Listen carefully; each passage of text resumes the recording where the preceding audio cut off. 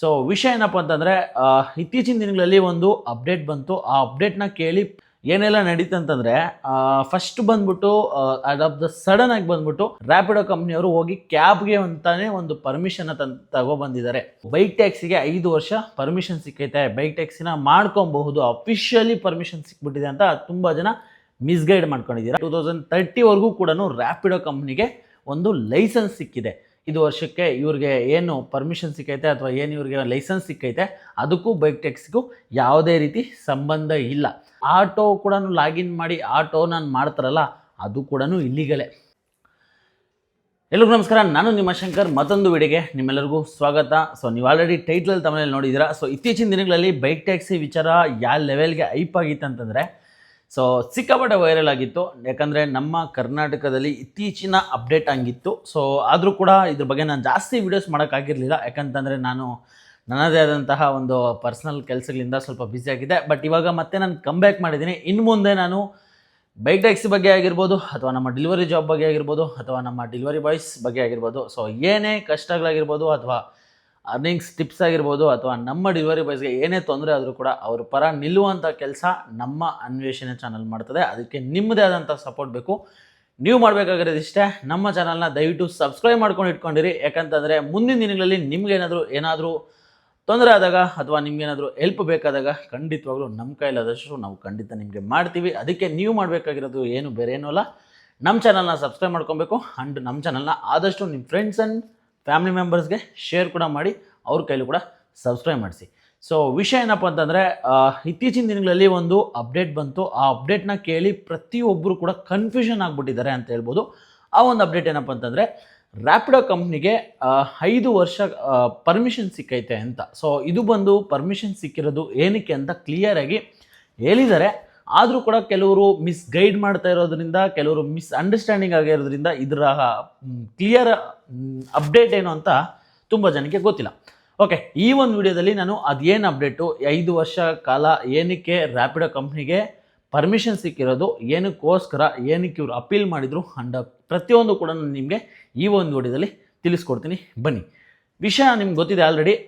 So ರೀಸೆಂಟಾಗಿ ಏನೆಲ್ಲ ನಡೀತು ಅಂತಂದರೆ ಫಸ್ಟ್ ಬಂದ್ಬಿಟ್ಟು ಆಫ್ ದ ಸಡನ್ ಆಗಿ ಬಂದ್ಬಿಟ್ಟು RTOದವರು ಒಂದು ಸೋಷಿಯಲ್ ಆಗಿ ಅಂದರೆ ಒಂದು ಪಬ್ಲಿಕ್ ಪ್ಲಾಟ್ಫಾರ್ಮಲ್ಲಿ ಬಂದ್ಬಿಟ್ಟು ನಾಳೆಯಿಂದ ನಾವು ಗಾಡಿನ ಹಿಡಿತೀವಿ, ಬೈಕ್ ಟ್ಯಾಕ್ಸಿ ಯಾರಾದರೂ ಮಾಡಿದ್ರೆ ಅಂದ್ಬಿಟ್ಟು ಅನೌನ್ಸ್ಮೆಂಟ್ನ ಮಾಡಿದ್ರು. ಅದಾದಮೇಲೆ ಒಂದಷ್ಟು ಇಶ್ಯೂಸ್ ನಡೀತು. ಸೊ ಅದಾದಮೇಲೆ ಒಂದು ಸ್ವಲ್ಪ ದಿವಸಕ್ಕೇ ರ್ಯಾಪಿಡೋ ಕಂಪ್ನಿಯವರು ಹೋಗಿ ಕ್ಯಾಬ್ಗೆ ಅಂತಾನೆ ಒಂದು ಪರ್ಮಿಷನ್ನ ತಗೊಬಂದಿದ್ದಾರೆ. ಎಲ್ಲಿವರೆಗೂ 33 ಇವಾಗ ಎಷ್ಟು 26, 27, 28, 29, 30. ಸೊ ಅಂದರೆ 5 ವರ್ಷ. ಸೊ 30ವರೆಗೂ ಅಂದರೆ 2030ವರೆಗೂ ಕೂಡ ರ್ಯಾಪಿಡೋ ಕಂಪ್ನಿಗೆ ಒಂದು ಲೈಸೆನ್ಸ್ ಸಿಕ್ಕಿದೆ. ಈ ಒಂದು ಲೈಸೆನ್ಸ್ ಏನಕ್ಕೆ ಸಿಕ್ಕಿದೆ, ಏನಕ್ಕೆ ಅಂತ ಕ್ಲೀನಾಗಿ ನಿಮ್ಗೆ ತಿಳಿಸ್ಕೊಡ್ಬೇಕಂತಂದರೆ ತುಂಬ ಜನ ಏನು ಅಂದ್ಕೊಂಡ್ಬಿಟ್ಟಿದ್ದಾರೆ, ಬೈಕ್ ಟ್ಯಾಕ್ಸಿಗೆ 5 ವರ್ಷ ಪರ್ಮಿಷನ್ ಸಿಕ್ಕೈತೆ, ಬೈಕ್ ಟ್ಯಾಕ್ಸಿನ ಮಾಡ್ಕೊಬಹುದು, ಅಫಿಷಿಯಲಿ ಪರ್ಮಿಷನ್ ಸಿಕ್ಬಿಟ್ಟಿದೆ ಅಂತ ತುಂಬ ಜನ ಮಿಸ್ಗೈಡ್ ಮಾಡ್ಕೊಂಡಿದ್ದೀರಾ. ಸೊ ಈ ಒಂದು 5 ವರ್ಷ ಏನು ಲೈಸೆನ್ಸ್ ಸಿಕ್ಕಿದೆ, ಈ 5 ವರ್ಷ ಲೈಸೆನ್ಸ್ ಕಂಪ್ನಿಗೆ ಸಿಕ್ಕಿರೋದು ಬಂದ್ಬಿಟ್ಟು ಕ್ಯಾಬ್ಗೆ ಮಾತ್ರ. ಸೊ ನಿಮಗೆಲ್ಲ ಗೊತ್ತಿಲ್ವೋ, ಇಷ್ಟು ದಿವಸಗಳ ಕಾಲ ಅಂದರೆ ರ್ಯಾಪಿಡೋ ಅವರು ಏನು ಪರ್ಮಿಷನ್ ತೊಗೊಂಡಿದ್ರು ಅಥವಾ ಅವ್ರ ಹತ್ರ ಏನು ಲೈಸೆನ್ಸ್ ಇತ್ತೋ ಗೊತ್ತಿಲ್ಲ. ಆ ಲೈಸೆನ್ಸ್ ಈಗ ಮತ್ತೆ ರಿನ್ಯೂವಲ್ ಮಾಡಿದಾರಾ ಅಥವಾ ಏನಾಗಿದೆ ಅಂತ ಗೊತ್ತಿಲ್ಲ. ಆದರೂ ಕೂಡ ಈಗ ಸಿಕ್ಕಿರುವಂತಹ ಈ ಒಂದು ಪರ್ಮಿಷನ್ ಬಂದ್ಬಿಟ್ಟು ಅಥವಾ ಈ ಒಂದು 5 ವರ್ಷ ಏನು ಕಾಲ ಅಂತ ಇವ್ರಿಗೆ ಟೈಮ್ ಸಿಕ್ಕಿದೆ, ಇದು ಬಂದ್ಬಿಟ್ಟು ಕ್ಯಾಬ್ಗೆ. ನಿಮಗೆಲ್ಲ ಗೊತ್ತಿದೆಯಲ್ಲ, 4 ವೀಲರ್ ಕ್ಯಾಬ್ಗೆ ಮಾತ್ರ.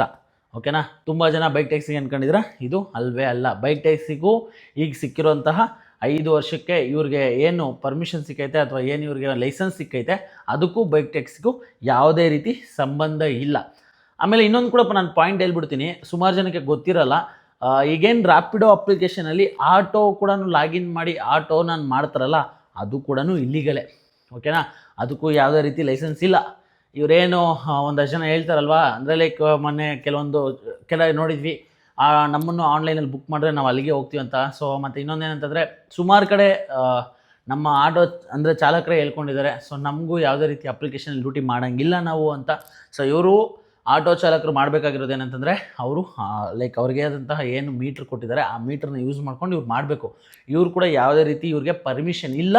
ಇವರು ಅಪ್ಲಿಕೇಶನ್ಗಳಲ್ಲಿ ಈ ಒಂದು ಥರ್ಡ್ ಪಾರ್ಟಿ ಅಪ್ಲಿಕೇಶನ್ ಏನು ಈ ಅಗ್ರಿಗೇಟ್ ಕಂಪ್ನಿಗಳಿದಾವಲ್ಲ, ಈ ಕಂಪ್ನಿಗಳನ್ನ ಅಲ್ಲಿ ಲಾಗಿನ್ ಮಾಡಿಕೊಂಡು ಇವ್ರು ಕೂಡ ಡ್ಯೂಟಿ ಮಾಡೋಂತಹದ್ದು ಇಲ್ಲ, ಅವ್ರಿಗೂ ಕೂಡ ಅಪ್ರೂವಲ್ ಇಲ್ಲ, ಅವ್ರಿಗೂ ಕೂಡ ಯಾವುದೇ ರೀತಿ ಲೈಸೆನ್ಸ್ ಇಲ್ಲ. ಈಗ ಫಾರ್ ಎಕ್ಸಾಂಪಲ್ ಹೇಳ್ಬೇಕಂದ್ರೆ, ಈಗ ರ್ಯಾಪಿಡೋ ಕಂಪ್ನಿ ಏನು ಲೈಸೆನ್ಸ್ ತಂದಿದೆ ಈ ಒಂದು 5 ವರ್ಷಕ್ಕೆ, ಈ ಲೈಸೆನ್ಸು ಕ್ಯಾಬ್ಗೆ ಮಾತ್ರ, ಓನ್ಲಿ 4 ವೀಲ್ ಕ್ಯಾಬ್ ಇರ್ತಾವಲ್ಲ, ಈ ಕ್ಯಾಬ್ಗಳಿಗೆ ಮಾತ್ರ ಇವ್ರು ತಂದಿರೋಂತಹ ಪರ್ಮಿಷನ್ ಅಪ್ಲಿಕೇಬಲ್ ಆಗುತ್ತೆ. ಇವರು ಕೂಡ ಯಾವುದೇ ರೀತಿ ಇನ್ನು ಮುಂದೆ ಆಟೋದವ್ರು ಕೂಡ ಅಪ್ಲಿಕೇಶನ್ ಮಾಡೋದಕ್ಕೆ ಇನ್ನು ಮುಂದೇನೂ ಇಲ್ಲ, ಮುಂದಿನ ದಿನಗಳಲ್ಲೂ ಇರಲಿಲ್ಲ. ಆದರೂ ಕೂಡ ಅವ್ರನ್ನ ಕೇಳೋರಿಲ್ಲ. ಈಗ ನಮ್ಮನ್ನು ಅವ್ರು ಪ್ರಶ್ನೆ ಮಾಡ್ತಾರೆ, ಬಟ್ ಅವ್ರನ್ನ ಯಾರು ಪ್ರಶ್ನೆ ಮಾಡೋರಿಲ್ಲ. ಸೊ ಅಷ್ಟೇ ಇಲ್ಲಿ ಪ್ರಾಬ್ಲಮ್ ಆಗಿರೋದು. ಸೊ ತುಂಬ ಜನ ಏನು ಅನ್ಕೊಂಡ್ಬಿಟ್ಟಿದ್ದಾರೆ ಅಂತಂದರೆ, ನನಗೆ ಕೂಡ ಸುಮಾರು ಜನ DM ಮಾಡಿದ್ರು, ಸುಮಾರು ಜನ ನನಗೆ ಕಾಲ್ ಮಾಡಿದ್ರು, ಬ್ರೋ ಇದ್ರ ಬಗ್ಗೆ ನನಗೆ ಅಪ್ಡೇಟ್ ಕೊಡಿ, ಇದು ನಿಜವಾಗ್ಲೂ ಏನಿದು, ತುಂಬ ಜನ ನಮಗೆ ಮಿಸ್ಗೈಡ್ ಮಾಡ್ತಿದ್ದಾರೆ, ಲೈಸೆನ್ಸ್ ಸಿಕ್ಕೈತೆ ಏನೂ ಇಲ್ಲ, ನಾವು ಡ್ಯೂಟಿ ಮಾಡ್ಬೋದು ಅಂತಿದ್ದಾರೆ. ಅಕಸ್ಮಾತ್ ನಾವೇನಾದರೂ ಡ್ಯೂಟಿ ಅಕಸ್ಮಾತ್ ಹೋಗ್ತಾ ಏನಾದರೂ RTO ಹಿಡಿದ್ರೆ ನಾವೇನು ಮಾಡಬೇಕು, ಈ ವಿಡಿಯೋನ ತೋರಿಸಿದ್ರೆ ಆಗುತ್ತಾ? ಈ ಅಂತ ಸುಮಾರು ಸೋಷಿಯಲ್ ಮೀಡಿಯಾದಲ್ಲಿ ಕೆಲವೊಂದು ಫೇಕ್ ನ್ಯೂಸ್ಗಳನ್ನ ನಮಗೆ ಕಳಿಸಿದ್ರು. ಸೊ ಕ್ಲಿಯರಾಗಿ ಹೇಳ್ತೀನಿ ನೋಡಿ, ಇದಕ್ಕೂ ಬೈಕ್ ಟ್ಯಾಕ್ಸಿಗೂ ಇದಕ್ಕೂ ಯಾವುದೇ ರೀತಿ ಸಂಬಂಧ ಇಲ್ಲ. ಸೊ ಈ ಒಂದು ಲೈಸೆನ್ಸ್ ಏನು ಇವ್ರಿಗೆ 5 ವರ್ಷ ಕಾಲ ಸಿಕ್ಕೈತೆ ರ್ಯಾಪಿಡೋ ಕಂಪ್ನಿಯವ್ರಿಗೆ, ಅದು ಬಂದ್ಬಿಟ್ಟು ಕ್ಯಾಬ್ಗೆ, ಇನ್ನೊಂದ್ಸರಿ ಕ್ಲಿಯರಾಗಿ ಹೇಳ್ತಿದ್ದೀನಲ್ಲ, ಕ್ಯಾಬ್ಗೆ ಮಾತ್ರ. ಇದನ್ನು ಪ್ರತಿಯೊಬ್ಬರು ದಯವಿಟ್ಟು ತಲೆಯಲ್ಲಿ ಇಟ್ಕೊಳ್ಳಿ, ಓಕೆನಾ. ಆ್ಯಂಡ್ ಇನ್ನೊಂದು ಬೈಕ್ ಟ್ಯಾಕ್ಸಿನ ಒಂದಷ್ಟು ಜನ ಕೇಳೋದೇನಪ್ಪ ಅಂದರೆ, ಬ್ರೋ ಈಗ ಮಾಡಬಾರ್ದು ಅಂತಂದರೆ ದಯವಿಟ್ಟು ಸ್ವಲ್ಪ ದಿವಸ ವೆಯ್ಟ್ ಮಾಡಿ. ಯಾವುದೇ ರೀತಿ ಮಾಡೋದು ಬಿಡೋದು ನಿಮ್ಮ ಇಷ್ಟ, ಬಟ್ ಆದರೆ ಮಾಡಿದ್ರೆ ಸಿಗಾಕೊಂಡ್ರೆ ಅಥವಾ ನಿಮ್ಗೇನಾದರೂ ಪ್ರಾಬ್ಲಮ್ ಆದರೆ, ನೀವೇನಾದರೂ RTO ಅವ್ರ ಕೈಯಲ್ಲಿ ಸಿಕ್ಕಾಕೊಂಡ್ರೆ ಅದಕ್ಕೆ ನೀವೇ ಕಾರಣರಾಗಿರ್ತೀರ. ಅಲ್ಲಿಂದ ಬಿಡಿಸ್ಕೊಳ್ಳೋದಾಗಿರ್ಬೋದು, ಅಲ್ಲಿಂದ ಏನೇ ಆದ್ರೂ ನಿಮ್ಮ ಜವಾಬ್ದಾರಿ ಆಗಿರುತ್ತೆ, ನಿಮ್ಮ ರೆಸ್ಪಾನ್ಸಿಬಿಲಿಟಿ, ನಿಮ್ಮ ಜವಾಬ್ದಾರಿಯಿಂದ ನೀವೇನಾದರೂ ಮಾಡ್ಕೊಬೋದು. ಯಾಕಂದರೆ ಇಲ್ಲಿ ಯಾವುದೇ ರೀತಿ ನಿಮ್ಗೆ ಗೊತ್ತಿದೆ, ನಮ್ಮ ಕಂಪ್ನಿಯವ್ರು ಬಂದ್ಬಿಟ್ಟು ಅಡ್ವರ್ಟೈಸ್ಮೆಂಟ್ಸ್ ಎಲ್ಲ ಮಾಡ್ತಿದ್ದಾರೆ, ಬೈಕ್ ಟ್ಯಾಕ್ಸಿ ಮಾಡಿ ಏನೂ ತೊಂದರೆ ಇಲ್ಲ, ನಮಗೆ ಹೈಕೋರ್ಟಿಂದ ಇದಿದೆ ಅಂತ. ಅದನ್ನು ಮುಂದಿನ ವಿಡಿಯೋದಲ್ಲಿ ನಾನು ತಿಳಿಸ್ಕೊಡ್ತೀನಿ. ಆ ಒಂದು ಅಪ್ಡೇಟ್ ಕೂಡ ಬಂದೈತೆ.